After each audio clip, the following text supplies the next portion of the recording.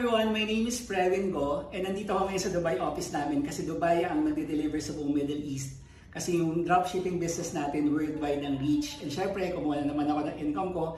At ang nakakatawa, family income ang kinuha ko. Tignan natin. Ito yung income ng wife ko. Yan si Catherine, August 28 yan, 1,000 dirhams. At ras ka ng ilang araw, August 22, 5,200 dirhams yan. Itimes 15 pesos mo na lang ha. Tapos, yung anak ko, August 22, nasa 6,400 dirhams, 1 week na income yan. Tapos yung isang linggo niya pang income is nasa 5,900 dirhams. Tapos yung sa akin, nasa 44,000 dirhams, August 22, nasa 600,000 pesos din to eh.